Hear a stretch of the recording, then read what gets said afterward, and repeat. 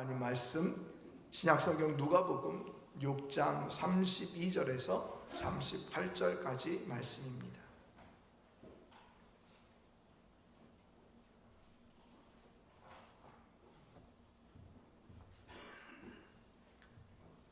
우리 다 찾으셨으면 저와 여러분들이 한 절씩 교독으로 봉독합니다. 너희가 만일 너희를 사랑하는 자만을 사랑하면 칭찬받을 것이 무엇이냐? 죄인들도 사랑하는 자는 사랑하느니라. 너희가 만일 사랑하는 자만을 칭찬하면 칭찬받을 것이 무엇이냐? 죄인들도 사랑하느니라. 너희가 받기를 바라고 사람들에게 구워주면 칭찬받을 것이 무엇이냐? 죄인들도 그만큼 받고자 하여 죄인에게 구워주느니라. 오직 너희가 누구를 사랑하고 성대하면 아무것도 바라지 말고 그리하면 너희 자신을 것이요 또 지극히 높으신 이해야 되니 그는 은혜를 모르는 자와 악한 자에게도 은자시니라. 너희 아버지의 자비로우신 같이 너희도 자비로운 자가 되라. 비판하지 말라. 그리하면 너희가 비판을 받지 아니하시고 정죄하지 말라. 그리하면 너희가 정죄를 받지 아니하시고 용서하라. 그리하면 너희가 용서받을 것이요 다 같이요. 주라 그리하면 너희에게 줄 것이니 곧 후이되어 누르고 흔들어 넘치도록 하여 너희에게 안겨주리라. 너희가 헤아리는 그 헤아림으로 너희도 헤아림을 도로 받을 것이니라. 아멘. 아멘. 미국의 저명한 저술가이자 목사님이신 이 고든 맥도날드 목사님이 쓰신 책 내면 세계의 질서와 영적 성장이라는 책이 있습니다. 이 책에서 목사님은 사람에게는, 특별히 성도에게는 두 종류의 삶이 있다고 밝히고 있습니다. 하나는 충동에 이끌리는 삶, 그리고 또 하나는 소명에 이끌리는 삶, 이렇게 두 종류의 사람이 있다라고 말씀하고 있는데요. 충동에 이끌리는 삶은 말 그대로 세상의 가치관대로, 세상 사람들이 이끌어가는 대로 성공을 목적으로 달려가는 삶이 충동에 이끌리는 삶입니다.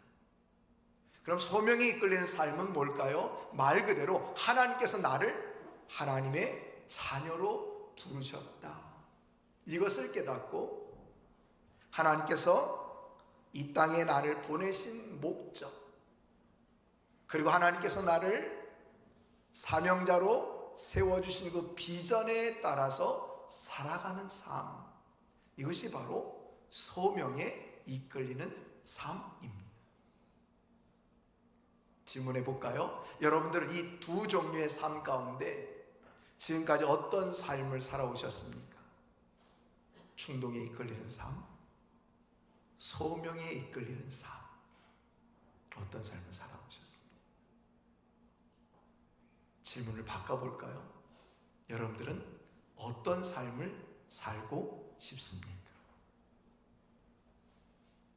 우리 하나님께서는요, 우리 참사랑의 성도님들이 충동에 이끌리는 삶이 아니라 소명에 이끌리는 삶을 살아가기를 원하십니다.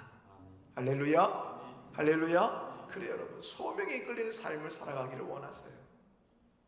우리가 하나님의 백성이요, 하나님께서 너무너무 사랑하는 그 귀한 성도일진데 우리가 세상 사람들처럼 그렇게 충동에 이끌리는 것이 아니라 소명에 이끌리는 삶을 살기를 원하신다.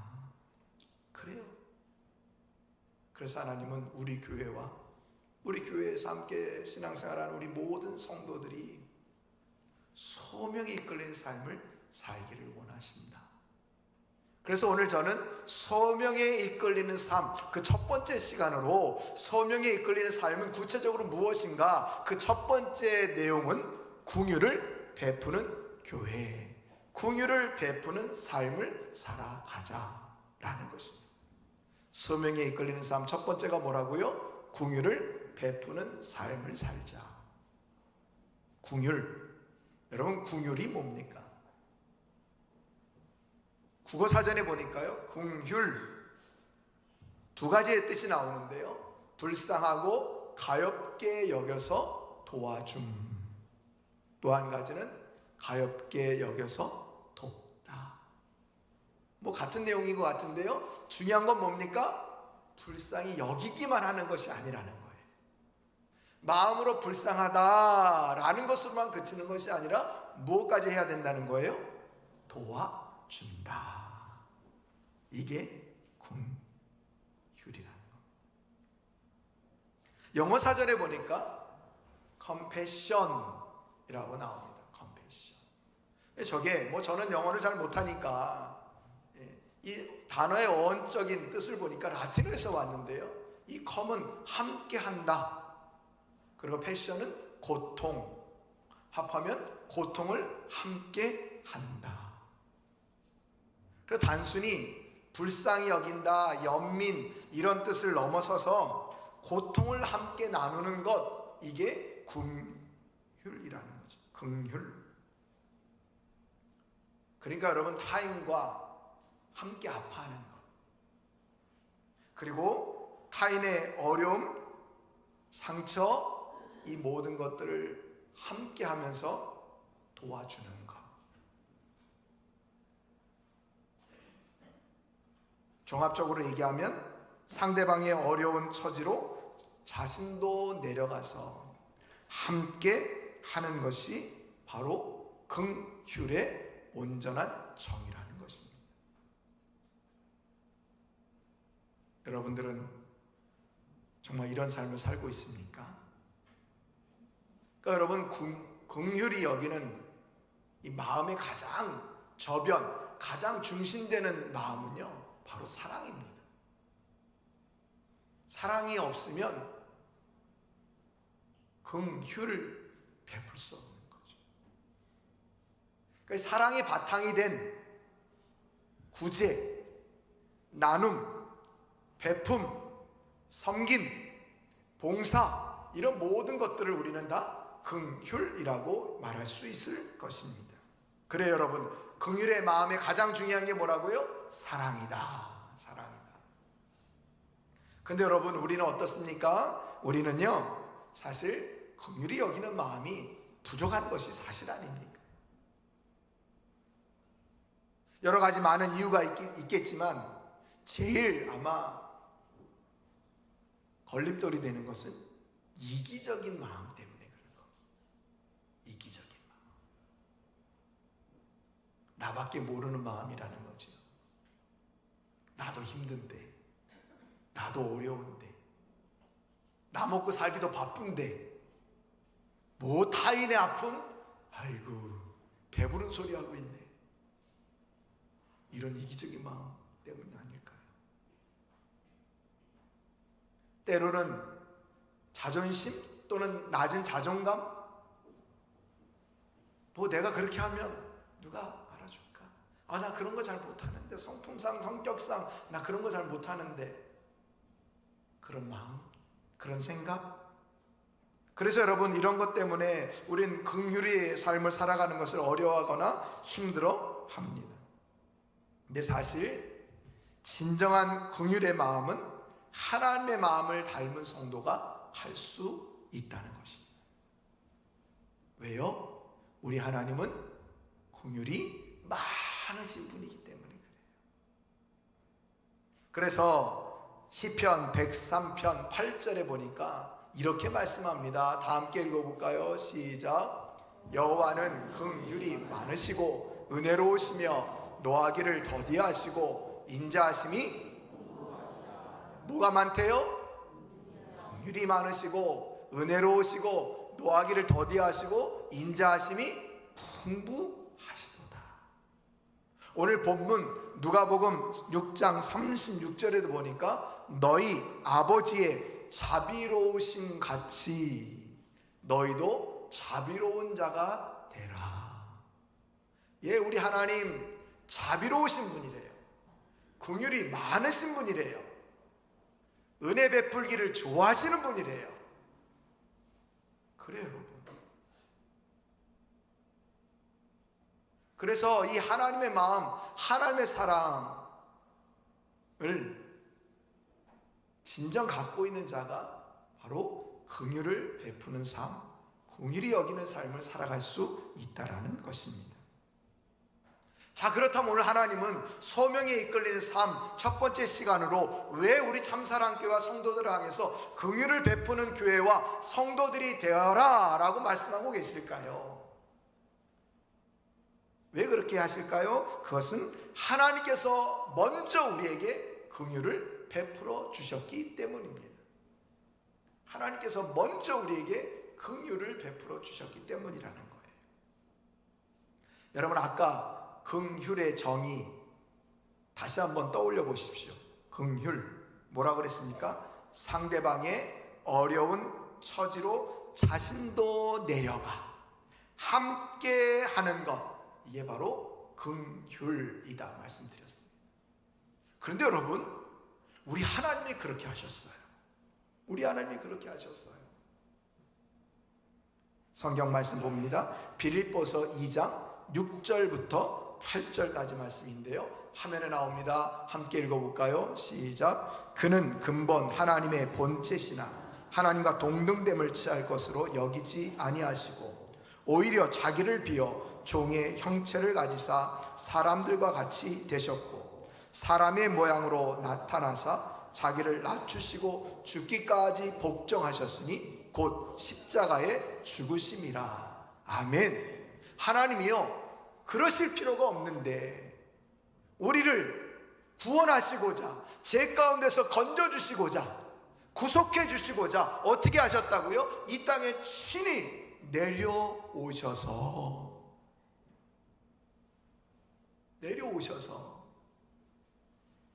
저와 여러분들과 같은 처지가 되셔서, 그래서 우리를 불쌍히 여기시고 긍휼히 여기사 어떻게 하셨대요? 십자가에 못 박혀 죽으셔서 그 십자가 예수 그리스도를 믿는 자들마다 모두가 다 구원을 받게 하는 놀란 은혜, 놀란 긍휼을 베풀어 주셨다는 거예요. 할렐루야. 그래 여러분, 우리 이렇게 하나님께요 긍휼을 받은 자들이라는 거예요. 여러분, 사실 창조주이신 하나님이 아까도 우리가 살펴본 것처럼 긍휼이 많으시다고 그랬는데, 여러분, 절대자가 긍휼이 많을 필요가 있습니까? 왜 창조주신 하나님이 긍휼이 많으셔야 될까요? 그럴 이유가 없잖아요. 그냥 잘못하면 너 지옥 가, 그럼 되는 것 아닙니까? 하나님께서 만드신 법대로 살지 않는 자들이 있으면 어떻게 하면 됩니까? 너 법 안 지켰네? 지옥 가, 그럼 되는 것 아닙니까? 근데 여러분, 하나님이 우리를 너무너무 사랑하셔서, 이 말 외에는 표현할 게 없습니다. 우리를 너무너무 사랑하셔서 저와 여러분들을 죄 가운데서 구원하시고자 친히 이 땅에 인간의 몸을 입고 내려오셔서 저와 여러분들의 죄를 대신 지시고 십자가에 못 박혀 죽으심으로 우리의 모든 죄를 다 용서해 주시고 하나님의 거룩한 자녀로 회복해 주셨다. 할렐루야. 이게 바로 하나님 우리에게 베푸신 긍휼의 은혜라는 거예요. 그러니 여러분, 이 긍휼의 은혜를 받은 저와 여러분들은 어떻게 살아가야 됩니까? 긍휼의 은혜를 받은 자처럼 우리도 다른 많은 사람들에게 긍휼을 베풀면서 살아갈 수 있어야 되는 것입니다. 이게 바로 소명에 이끌리는 삶인 거예요. 우리가 정말 긍휼을 베푸는 교회가 되는 그 첫 번째 모습이 바로 이거라는 거죠. 하나님이 우리를 긍휼히 베풀어 주셨으니 우리 역시 다른 많은 이웃들을 긍휼히 여기는 것이 마땅하다. 그래서 여러분, 성경 골로새서 3장 12절에 보니까 우리에게 이렇게 말씀하십니다. 그러므로 너희는 하나님이 택하사 거룩하고 사랑받는 자처럼 어떻게 하라고요? 긍휼과 자비와 겸손과 온유와 오래 참음을 옷 입고 라고 말합니다. 저 결론의 말씀이 그리스도의 옷 입자라는 말씀인데요, 그리스도의 옷은 뭐냐? 바로 긍휼과 자비와 겸손과 온유와 오래 참음이라는 거예요. 그 첫 번째로 나오는 게 긍휼이에요. 이게 예수 그리스도의 옷 입고 하나님의 변화된 성도가 살아가야 될 모습이라는 거예요.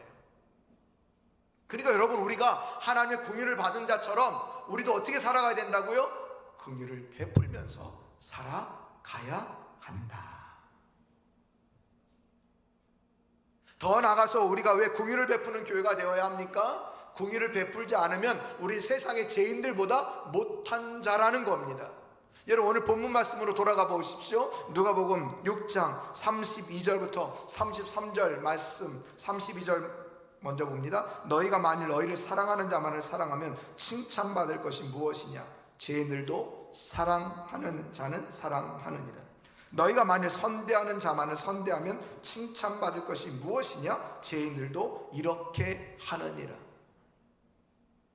여러분, 성경 34절도 보십시오. 너희가 받기를 바라고 사람들에게 구워주면 칭찬받을 것이 무엇이냐? 죄인들도 그만큼 받고자 하여 죄인에게 구워주느니라. 세상에 예수 그리스도를 모르는 자들도 이런 삶을 산다는 거예요. 그런데 하물며 하나님의 긍휼을 받은 자는 어떻게 살아가야 되겠느냐라고 우리에게 말씀해 주고 있는 거예요. 당연히 이 말씀은 어떻게 살라고 얘기해 주시는 거예요? 당연히 긍휼을 베풀면서 살아가야 한다라고 말씀해 주고 있는 거죠. 그래서 여러분, 사도 바울도요, 예수님을 믿고 이 사실을 깨달았습니다. 그래서 디모데전서 1장 13절에 보면 이렇게 얘기를 합니다. 내가 전에는 비방자요 박해자요 폭행자였으나 도리어 긍휼을 입은 것은 내가 믿지 아니할 때 알지 못하고 행하였음이라. 자기가 예전에는 비방자, 행악자, 폭행자였다고, 박해자였다는 거예요. 근데 이제 예수 그리스도의 긍휼을 입었다는 거죠. 그래서 이제 내가 예전에 그 잘못 살았구나, 이거 깨닫게 하시고 이제는 어떻게 살게끔 한다고요? 긍휼을 베푸는 자로, 하나님의 사랑을 전하는 사도로 그렇게 내가 살게 되었습니다 라고 말해주고 있는 거예요. 저 고백은 바로 저와 여러분들의 고백이 되어야 할 것입니다. 우리 역시 예전에는 하나님을 모르는 자로 그렇게 살아갔습니다. 우리 안에 긍휼을 베푸는 그런 삶, 그런 거 없었습니다. 그러나 이제 하나님을 만나고 예수 그리스도를 영접한 저와 여러분들은 어떻게 살아가야 된다? 긍휼을 베푸는 삶을 살아가야 된다라고 말씀해 주고 있습니다.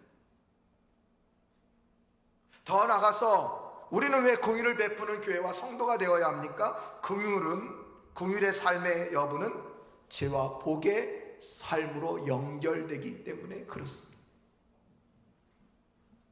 긍휼의 삶을 사느냐 못 사느냐에 따라서 죄 또는 복이 따라온다는 거예요. 야고보서 4장 17절은요, 우리에게 이렇게 얘기합니다. 그러므로 사람이 선을 행할 줄 알고도 행하지 아니하면 뭐라고요? 죄니라. 아니, 그거 조금 못하면 어떻습니까? 우리가 시기하고 살인하고 정죄하고 이런 거 한 것 아닌데도 선을 행하지 않는 것, 이건 역시 죄다 라고 말씀해 주고 있어요. 더 놀라운 것은요, 잠언 21장 13절에 보니까 길을 막고 가난한 자가 부르짖는 소리를 듣지 아니하면 자기가 부르짖을 때에도 들을 자가 없겠다 라고 말합니다. 이 말은 단순히 너 역시 긍휼을 베풀지 않았으니까 너가 힘들 때도 너에게 긍휼을 베푸는 자가 없을 거야, 이 말씀만 하고 있는 것이 아니라요, 하나님도 너한테 긍휼을 베풀지 않을 거야 라는 말씀인 겁니다. 여러분, 하나님께서 우리 긍휼을 베풀지 않으면 우리는 한 시간도, 아니 한 호흡도 살아갈 수 없는 자들 아닙니까?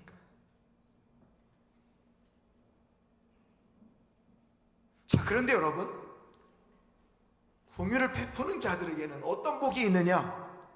예레미야 22장 16절에 보니까 그는 가난한 자와 궁핍한 자를 변호하고 형통하였나니 이것이 나를 알미 아니냐 여호와의 말씀이니라. 궁핍한 자를 변호한다. 그럼 어떻게 된대요? 형통한대. 더 나가서 궁핍한 자를 도와주는 것, 궁의를 베풀어 주는 것, 이거 어떤 거라는 거예요? 하나님을 진정 알미다. 하나님을 알게 된다는 거예요. 하나님을 경험하게 된다고 말해주고 있습니다. 오늘 화면에는 나오지 않는 말씀이지만요, 산상수훈에 보니까 마태복음 5장 7절에 보면 예수님이 우리에게 뭐라고 말씀합니까? 긍휼히 여기는 자는 뭐가 있다? 뭐가 있다? 긍휼히 여기는 자는 뭐가 있다고요? 복이 있나니. 복이 있나니 말씀하잖아요. 긍휼히 여기는 자는 복이 있나니. 어떤 복이 있대요? 그들이 긍휼히 여김을 받을 것이다. 할렐루야. 그래요 여러분, 긍휼히 여기는 자 복이 있대요. 복이 있대요. 팔복 가운데 나오는 말씀 아닙니까? 여러분, 이런 삶을 우리가 살아가야 된다는 것입니다. 오늘 38절도 보십시오. 여러분, 우리 본문 38절 우리 다 함께 읽어볼까요? 시작. 주라 그리하면 너희에게 줄 것이니 곧 후이되어 누르고 흔들어 넘치도록 하여 너희에게 안겨주리라. 너희가 헤아리는 그 헤아림으로 너희도 헤아림을 도로 받을 것이니라. 아멘. 주라 그리하면 너희에게 뭐 한대요? 줄 것이니. 누가 주시는 거예요? 하나님 우리에게 주신대요. 어떻게 주신대요? 곧 후이되어 누르고 흔들어 넘치도록 주신대요. 할렐루야. 할렐루야. 그런데 공의를 베풀 때 헤아리는 면 하나님도 어떻게 하신대요? 너도 헤아림을 받을 거래요. 너 2개 도와줬다? 나도 너 2개 도와줄 거야. 이 말씀인 거예요. 너무 유치합니까? 이 말은 뭡니까? 공의를 베풀면서 살아가는 것이 마땅하다. 그것이 바로 하나님 닮은 모습이다. 그것이 바로 하나님의 백성다운 삶이다. 이게 바로 하나님의 백성으로 부름받은 성도들이 살아가야 될 모습이다 라고 오늘 우리들에게 말씀해주고 있는 것입니다. 여러분, 이것을 기억하십시오. 이것을 기억하십시오. 또 한 가지, 왜 그렇다고 우리가 긍휼을 베풀고 살아가는 교회와 성도들이 되어야 될까요? 그것은 긍휼은 또 다른 긍휼을 낳기 때문에 그렇습니다. 긍휼은 뭐라고요? 또 다른 긍휼을 낳는다. 전도서 11장 1절에 보니까요, 우리들에게 이렇게 얘기를 합니다. 너는 내 떡을 물 위에 던지라. 여러 날 후에 도로 찾으리라. 내 떡을 물 위에 던지라는 거예요. 그러면 그 물가에 있었던 정말 떡이 필요한 사람이 그거를 집어서 먹고 힘을 차리고 살아갈 수 있다는 거죠. 근데 그게 거기서 끝나는 것이 아니라 그렇게 도움받은 사람 역시 또 긍휼을 흘려보내고, 그럼 또 누군가가 또 긍휼을 받고 또 흘려보내고, 그러면 삶이 어떻게 됐습니까? 세상이 어떻게 되겠습니까? 계속해서 긍휼을 흘려보내는 그런 삶이 있겠다라고 말씀해 주는 거죠. 정말 저 말씀이요, 중동에서 실제로 저런 역사, 저런 은혜들이 많이 있었다는 거예요. 여러분, 우리들도 마찬가지입니다. 그렇다고 여러분 중랑천에 가서 떡 던지라는 얘기가 아닙니다. 무슨 말씀인지 알지요? 긍휼을 베푸는 삶을 살아가라는 거죠. 여러분, 우리 참사랑교회가 참 연약하지만, 뭐 밝히긴 좀 부족하지만, 그래도 좀 우리가 지역사회와 이웃들을 베풀고 나누고 섬기며 살아가자, 이런 마음으로 우리가 지금까지 함께 신앙생활하고 해오고 있지 않습니까?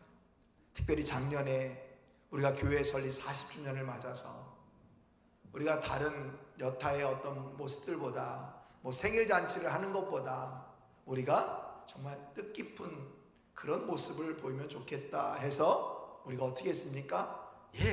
정말 많은 곳에 단체와 또 우리 지역사회와 또 미자립교회 또 선교지를 더 돕는데 쓰임받으면 좋겠다. 우리가 그런 마음으로 작년 교회 설립 40주년에 좀 많은 귀한 일들을 했죠. 물론 지금까지도 귀한 일들을 많이 했는데 작년에 특별히 더 우리가 40주년을 맞아서 그런 귀한 특별한 일들을 했습니다. 그런데 얼마 전에 제가 귀한 연락을 하나 받았습니다. 어떤 건지 먼저 사진으로 좀 먼저 보시죠. 저 사진에 나오는 뒤에 계신 목사님이 청산 화평교회 송명호 목사님이십니다. 그리고 그 앞에 이제 연세 많으신 이제 여성도님들과 사진을 찍고 있는데 저분들이 어떻게 같이 저렇게 사진을 찍게 되었는가 문자로 보내오신 거예요. 또 다른 사진을 볼 겁니다. 예, 바로 저 행복 희망상자가 답입니다. 청산화평교회 몇 교회에 우리가 우리 지역사회만 돕는 것뿐만 아니라 우리 미자립교회에서도 그 주변의 이웃들을 좀 함께 궁휼히 여기는 구제하고 베풀고 나누는 삶을 좀 함께 하면 좋겠다. 그래서 그 미자립교회 이름으로 박스를 함께 제작을 해서 우리가 지역사회에 도울 때 우리가 이제 어느 단체를 통해서 저 희망상자를 이제 배포를 했는데요. 그 청산화평교회도 저희가 10박스를 이제 보내드렸습니다.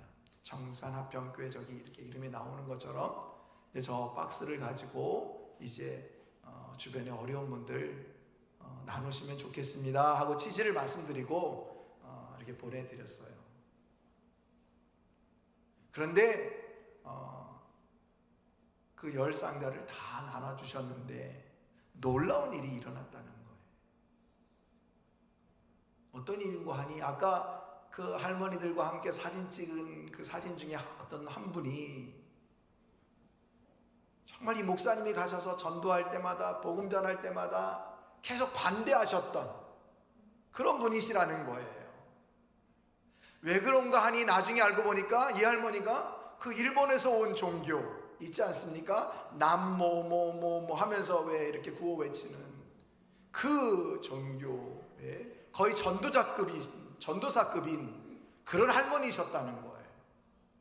그래서 주변에 할머니들 다 전도해가지고 거기 같이 가서 남모 이런 거 하시는 그런 분이셨다는 거죠. 그러니까 목사님이 반갑지 않은 거죠.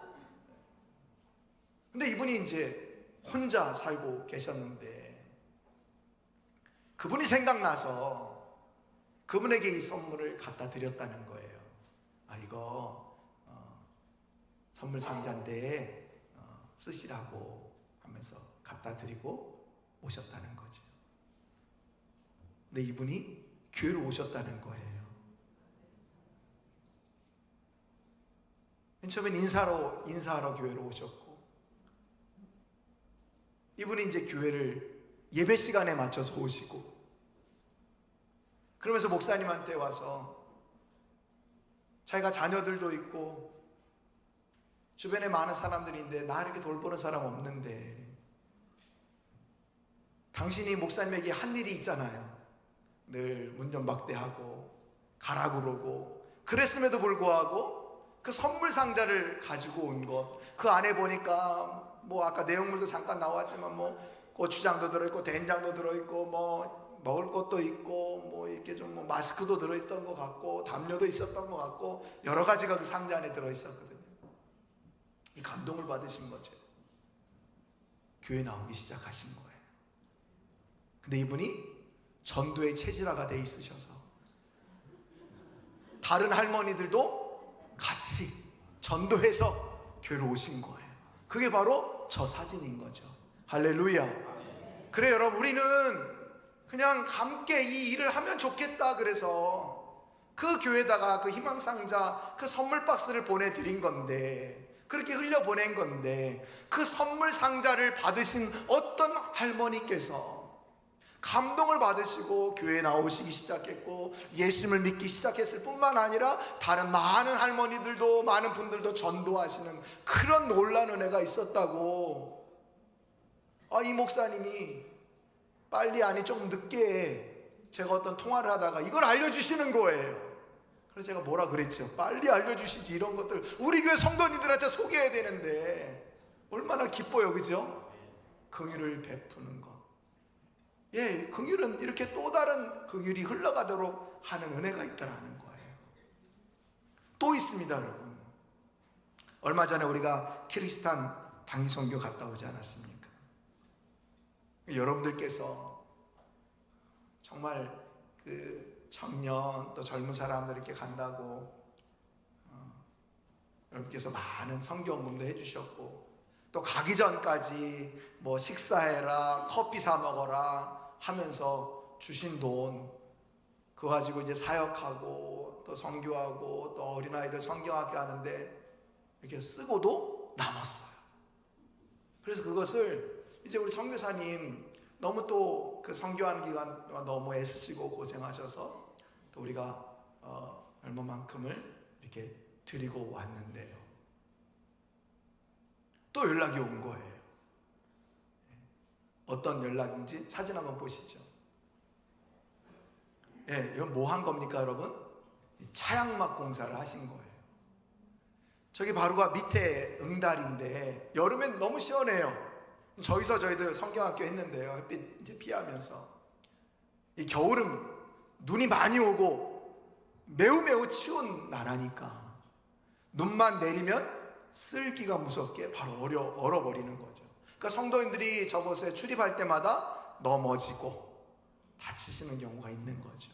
늘 그게 안타까우셔서 저 차양막 공사를 해야 되는데 딱 했는데, 또 우리 성도인들이 그렇게 이렇게 저렇게 이렇게 모아 주신 것을 가지고 우리가 선교사님에게 이렇게 흘려보냈는데 그것을 가지고 저 공사를 하셨다는 거예요. 할렐루야를 안 하네. 아멘이 안 나오네요, 그죠? 예, 얼마나 감사합니까? 우리가 이렇게 흘려보냈는데 저런 또 놀라운 은혜가 있고, 모든 성도님들이 너무너무 또 좋아하시고 이번 겨울 지나고 또 연락 주신다 그랬거든요. 예, 연락 오면 또 알려드릴게요. 그래요, 여러분. 이렇게 긍휼은요 또 다른 긍휼을 낳게 됩니다. 다음 주는 추수감사주일이고 또 12월 달엔 성탄절이 있죠. 예, 그래서 올해도 우리 교회가 좀 힘써서 이 긍휼을 베푸는 그런 교회가 되어야 되겠다. 그래서 여러분들도 정말 한 마음으로 긍휼히 여기는 마음으로 우리 많은 이웃 주민들을 정말 긍휼히 여기는 마음으로 여러분들 함께 동참해 주셔서 이번 추수감사절과 성탄절을 통해서 더 많은 분들에게, 더 많은 이웃들과 단체들에게 우리가 이런 귀한 긍휼을 베풀고 나누는 그런 교회가 되기를 여러분 소망하면 좋겠습니다. 여러분 그렇게 힘써 주시기를 정말 간절히 바랍니다. 그래, 여러분 마지막으로 긍휼의 현장은요 하나님을 만나고 하나님의 계심을 경험하는 그런 장소가 됩니다. 긍휼의 현장은 뭐라고요? 하나님을 만나는 장소, 하나님의 살아계심을 경험하는 장소가 됩니다. 지금까지 우리가 살펴봤던, 우리가 긍휼을 흘려보내서 또 다른 긍휼을 낳았던 그런 것 역시 하나님께서 살아계시고 하나님께서 놀라운 은혜를 베푸시는 것을 우리가 경험하지 않았습니까? 근데 여러분, 여러분이 잘 아시는 톨스토이가 참 많은 책을 썼는데요, 그분이 쓴 단편 소설 가운데 사랑이 있는 곳에 신이 있다라는 책이 있습니다. 저 책의 내용이 뭐냐면 이 마르틴이라고 하는 제화공, 구두를 만들고 수선해 주시는 그런 분인데요, 이분이 이제 정말 단란한 가정을 이루고 사시다가 갑자기 부인이 세상을 떠납니다.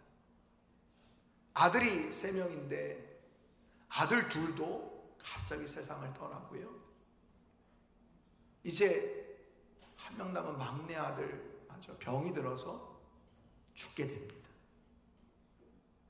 삶이 얼마나 힘들겠어요. 근데 이분이 주변 이웃이 갖다 준 성경을 받게 됩니다.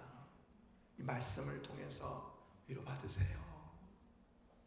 성경을 받아들고 맨 처음에는 안 읽다가 읽게 됩니다. 열심히 읽게 되고 읽다가 하나님의 은혜를 깨닫게 됩니다. 그리고 하나님, 제 주변에는 아무도 없는데, 저를 돌봐줄 사람 없는데, 저 소원 하나 있는데 하나님 한 번만 볼 수 없을까요? 하나님 한 번 보는 게 제가 한번 소원입니다. 이런 소망을 가지고 성경을 읽고 기도하셨다고 합니다. 근데 기도를 하는데 어느 날인가 밤에 기도를 하는데 하나님 환상 가운데 내가 내일 너희 가게에 찾아가겠다, 이런 환상을 본 겁니다.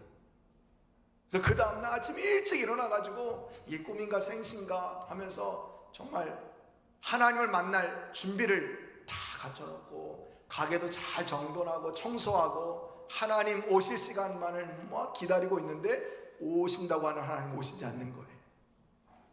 계속해서 가게문 앞에 나가서 언제 오시려나 언제 오시려나 기다리고 있는데 왜 늙은 나이 든 청소부가 청소를 하고 있는데 너무 추운데 그게 안 돼 보여가지고 들어오시라고. 그래서 따뜻한 차를 제공해 하고, 그리고 신발을 보니까 다 낡아서 자기가 재하공이잖아요. 그래서 신발도 한 켤레 드렸다는 거. 그리고 가시고 난 다음에 또 언제 오시려나 언제 오시려나 기다리고 있는데 한 아기를 안고 있는 엄마가 추위에 그 길거리에서 벌벌 떨고 있더라는 거예요. 그래서 또 들어오라고 그래서 또 차를 대접하고 또 얼마간의 돈을 좀 이렇게 드려서 몸을 녹이라고 그러고 또 가셨습니다. 또 계속해서 기다리는데 하나님은 오시지 않는 거예요. 근데 가게 저편에서 막 싸우는 소리가 들립니다. 알고 보니까 나가 보니까 어떤 이 학생이, 조그만 아이가 이 사과 파는 그 과일 가게에서 사과를 훔치다 걸린 거예요. 그래서 이제 주인 할머니는 경찰서로 가자, 봐주세요, 경찰서 가야 되면 그런 애는 버릇을 고쳐야 돼, 뭐 그러고 있는 그런 상황, 그런 시끄러운 소리가 들려서 이 재학원 마르틴이 가서 사정을 들어보고 이 아이가 훔친 사과값을 내가 대신 물어주겠습니다. 그런 이 아이 장래를 생각해서 경찰서에 보내는 것은 좀 참아주시면 좋겠습니다 하고 설득을 하고, 또 이 아이에게는 너 거짓말하면 안 되고, 너 이렇게 훔치는 건 안 되는 거야, 나쁜 거야, 그렇게 하지 마. 그리고 먹을 것이 필요하면 우리 가게에 찾아오너라 라고 잘 해결을 하고 보냈다. 근데 날이 어두컴컴해졌습니다. 오신다고 하나 하나님 오시지 않았습니다. 그래서 투덜거리면서 집으로 들어가서 또 늘 평상시 하던 대로 성경을 읽고 또 기도하는 가운데 하나님이 오신다고 했는데 안 오시는 거예요. 하소연을 했겠죠. 하나님 환상 가운데 또 이렇게 말씀해요. 내가 오늘 너희 가게에 갔는데 내가 늙은 청소부로 아이를 안고 있는 여인의 모습으로 또 사과를 훔친 어린 학생의 모습으로 너한테 갔었어 라고 말씀을 하시더라고요. 그러셨어요. 근데 제가 몰라봤네요. 그리고 그 환상에서 깨어나고 읽었던 성경을 보는데 그 성경 내용이 내가 배고플 때 먹을 것을 주었고 목마를 때 마실 것을 주었으며 나그네를 따뜻하게 맞아들였고 헐벗을 때 옷을 주었으니 내 형제 중에 보잘것없는 사람들에게 극진히 대접한 것이 바로 내게 한 것과 같은 것이니라 라는 마태복음 25장 35절에서 40절까지 말씀, 이 양과 염소의 비유를 말씀하는 가운데 이 말씀을 하고 계시잖아요. 이걸 읽게 된 거예요. 사랑이 있는 곳에 신이 있다. 그래 여러분, 이렇게 긍휼을 베푸는 장소, 사랑을 베푸는 그곳에 누가 함께 계신다는 거예요? 하나님이 함께 하신다. 할렐루야. 그렇습니다 여러분. 하나님은 긍휼의 하나님이십니다. 사랑의 하나님이십니다. 그래서 오늘 우리 참사랑교회가 더 긍휼을 베푸는 교회, 긍휼을 베푸는 성도가 되기를 원하십니다. 이 연말에 참으로 힘들고 어려운 분들이 얼마나 많겠습니까? 아마도 우리 성도들 가운데도 힘들고 어려운 분들이 많이 계실 겁니다. 그래서 우리는 오늘 이 말씀을 들으면서 불편해 하실 수도 있습니다. 아, 나도 힘든데 무슨 이웃을 돌보라고 하는가? 여러분, 하나님께서 여러분들을 돌봐주십니다. 그리고 우리는 또 하나님께서 우리에게 보여주시는 많은 이웃들을 섬기라고 명령하고 계십니다. 이제 우리 참사랑교회는 더 힘써서 긍휼의 사역인 구제, 나눔, 베품, 선교, 사랑, 봉사, 이것을 더 힘써 해야 될 줄 믿습니다. 이것이 바로 하나님을 전하는 것입니다. 이렇게 할 때 하나님이 그곳에서 역사하십니다. 사랑이 식어간다고 많은 사람들이 얘기합니다. 교회도 사랑이 없다고 많은 사람들이 이구동성으로 얘기합니다. 그러나 우리 참사랑교회는 교회 이름 그대로 참 사랑이 넘쳐나는, 참 사랑이 풍성한 우리 성도님들과 우리 교회가 되기를 여러분 소망하시기를 바랍니다. 우리가 앞으로도 더 힘써야 될 건 뭡니까? 긍휼을 베푸는 교회가 되어야 할 것입니다. 여러분, 이것을 위해서 기도하십시오. 또 이것을 위해서 더 힘쓰시기를 바랍니다. 그래서 날마다 여러분의 삶 가운데 하나님을 많이 경험하시는 그런 귀한 은혜와 축복이 있기를 간절히 축원드립니다.